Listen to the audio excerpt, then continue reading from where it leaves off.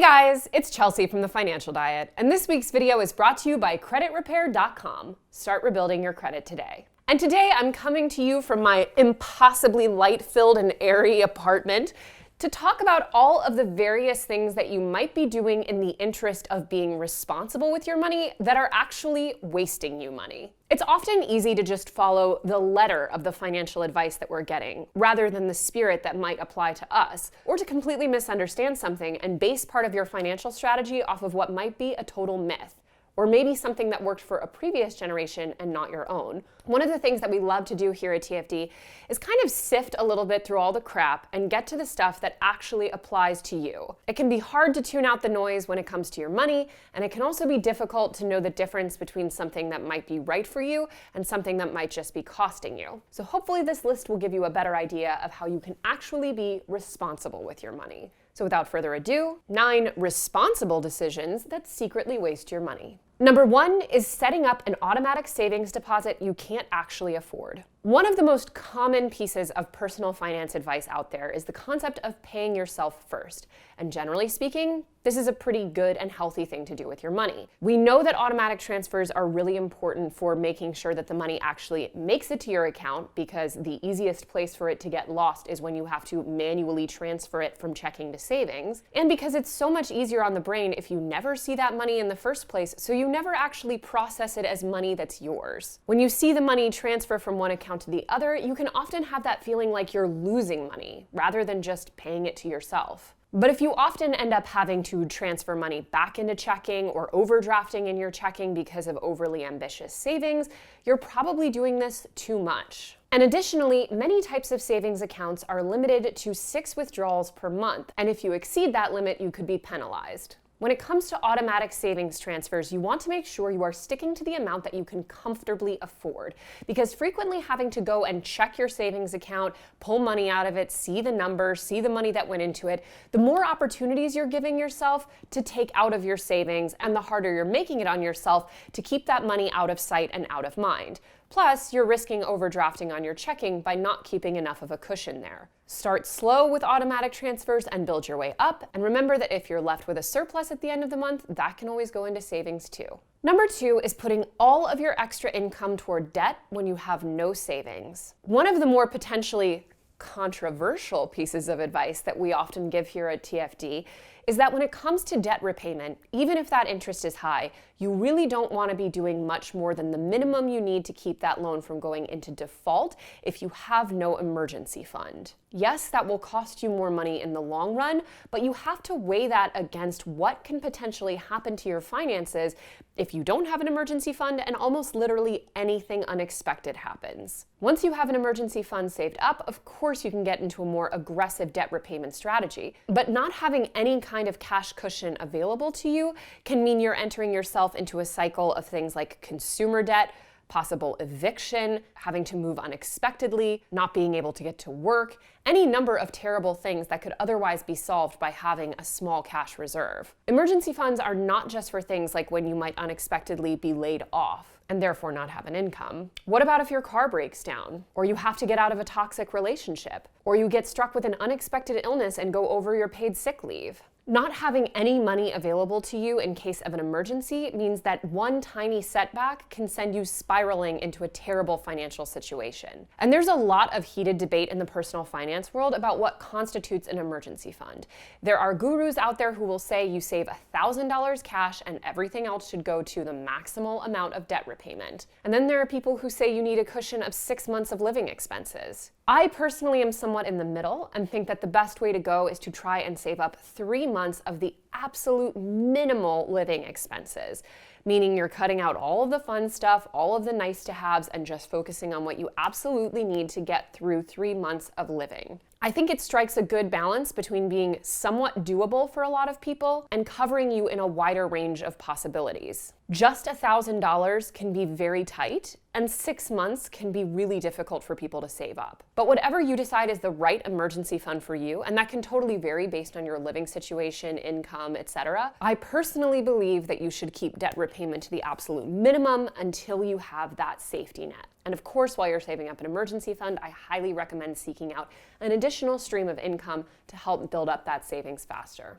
Number 3 is buying bulk items that you don't actually end up using. We often think about buying in bulk as sort of an automatic way to get a better deal on things. If you've ever met someone with a Costco card in your life, you have almost certainly been witness to a grandiose speech about the luxuries of buying bulk. But for a lot of bulk purchases, particularly perishable ones, buying in large quantities can actually end up costing us and wasting. Here's a horrible statistic. The average American throws away a pound of food a day. And according to one 2018 study, households that shop bulk end up spending on average $11 more per month on packaged foods than households that don't, which sort of flies in the face of what we all tend to tell ourselves when we're buying that like super jumbo 75 pack of string cheese, which is that we're getting a much better deal per string cheese. According to one Vice article, in some cases, bulk purchases are actually more expensive than their grocery store equivalent. For example, 24 5-ounce hamburger patties cost $85 at Costco, which works out to about $3.50 each. While that sounds like a hell of a deal, Kroger sells ground beef for $5.50 a pound, which works out to about $1.80 per burger. And the more perishable the item, the likelier that you're not actually going to get to eating/using all of them before they expire. Additionally, especially when making more recurring purchases that have a big impact on your overall budget, you want to make sure that you're taking the time to look at the cost per item, not just the overall cost. If you break down the cost per item and find that it costs just about the same amount as buying a smaller package of those same items, it's really just a marketing ploy to get you to buy more. A good golden rule to abide by is that bulk items are almost always best purchased in non-perishable forms. That means things like toilet paper, cleaning supplies, toothpaste, soap, shampoos, stuff that you will always have a need for and which will not go bad. I mean, within a reasonable amount of time. Number 4 is always opting to the cheapest possible option. One of the biggest mindsets it can be hard to free yourself from when it comes to trying to save money and live on a tighter budget is to just always assume that the least expensive option is really, in the long-term sense, the cheapest one. We get suckered in by a sticker price or a really good deal and fail to consider the implications that that purchase might have at a longer time scale. And that's totally setting aside what a lot of those super cheaply produced items have in terms of environmental or human impact. It's always important to break every purchase that you can down into an idea of cost per use. It is a very simple concept wherein you divide the price of an item by the number of times you use that item. And you often may find that that H&M dress that was $20 off the rack but only ended up being worn twice because it disintegrated in the washing machine is actually not that good of a deal when compared to that higher end dress that you've worn dozens of times over the years. When we look at things that we get a ton of use out of, like furniture, outerwear, shoes, cars, etc., we often find that the cheaper options end up really costing us in cost per use. Usually because these items will need frequent repair or replacement, while the other items can be used again and again with simple maintenance over the course of years. It's important to start exploring things like thrift or secondhand purchasing strategies if you're someone who wants to get into buying those higher quality, important daily items but don't necessarily have the cash on hand to be buying them brand new. For example, something like a secondhand leather jacket or really nice set of dining chairs can be a great way to get that item that will break down to a fantastic cost per use without having to necessarily shell out what it would have cost retail. But just remember, even if you can't right now start opting into those higher ticket items, to stop only looking at the upfront sticker price as the ultimate indication of the value or the budget friendliness of that item. If you start keeping track of items you have to replace or repair or even just get rid of entirely, you'll start to see over the course of time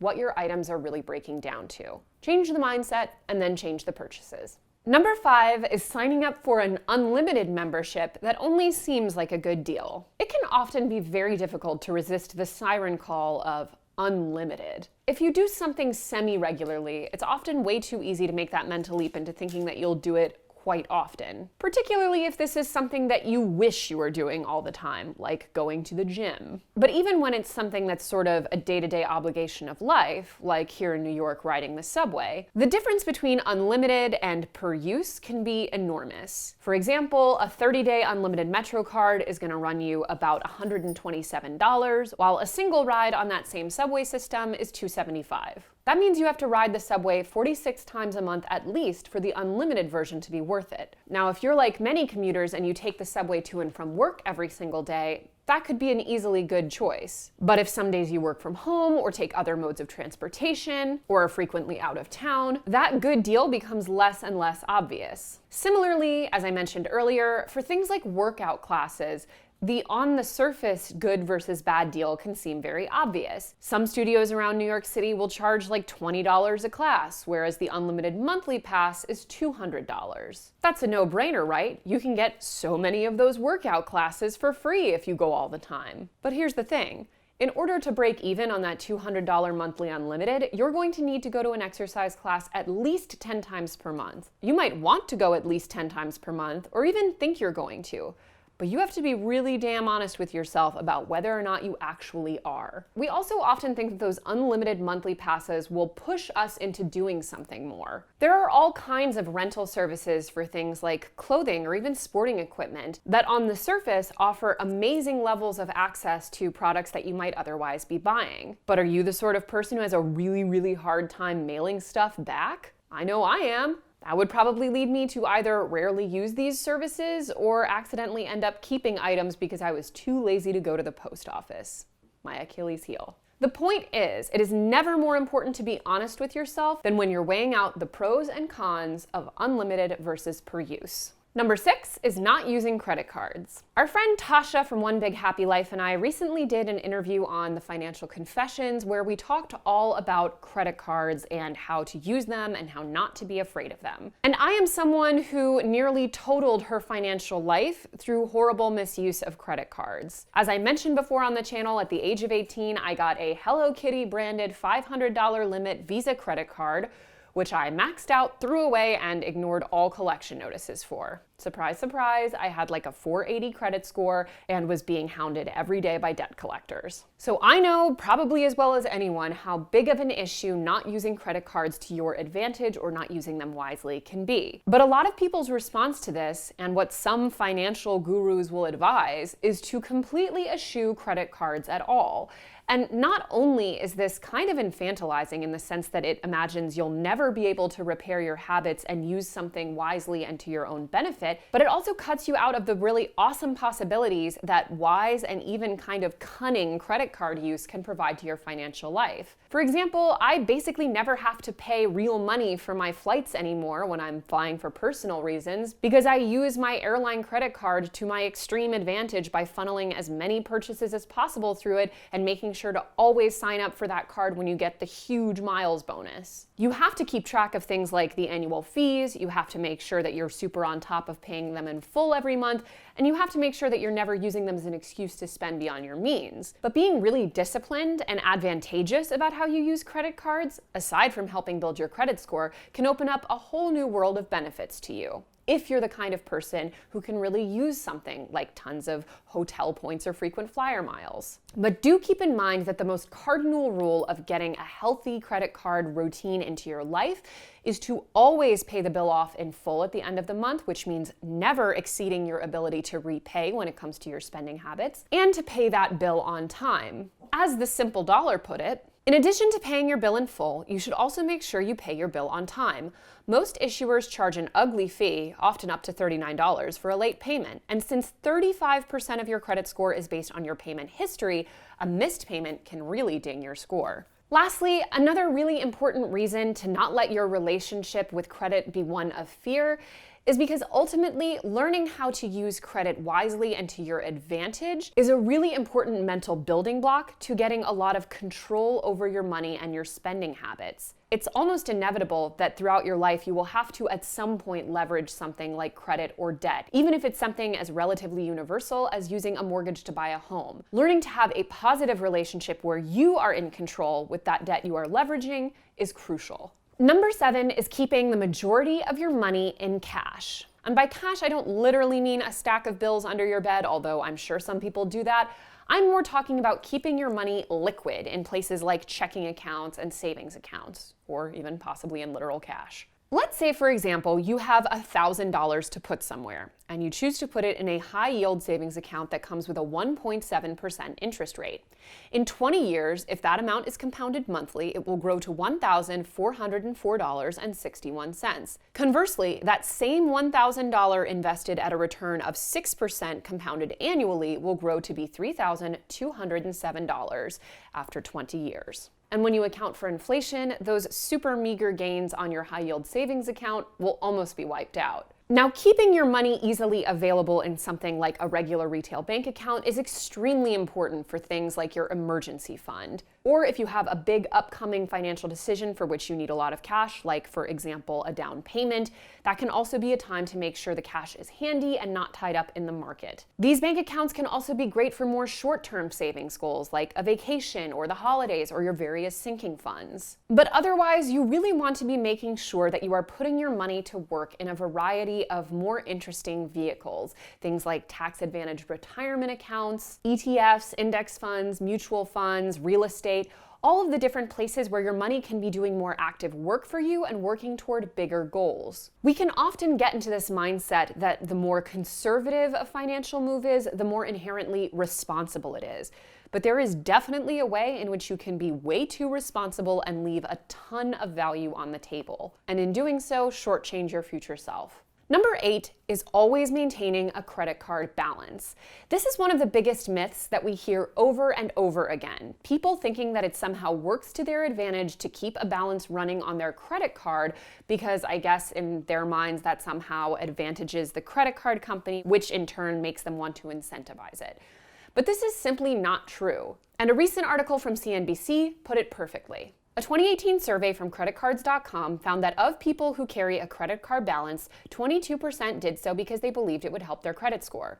But carrying a balance on your credit card does not increase your score. It just means you'll pay more money over the long term as your interest payments build. The best way to use a credit card is to make changes during the month and then pay it off in full before the statement is due, says Ted Rossman, industry analyst for creditcards.com. There may come a time, if you are particularly short on cash or have come into some unexpected financial issues, that you may be obligated to carry a credit card balance because you simply can't afford to pay it all off at once. But always know that this is the unideal choice and never something you are doing for your own financial benefit. It always means you're accruing interest on this balance, which inherently means paying extra money. And given that it has no impact on your credit score, there's no reason to be doing it if you don't absolutely have to.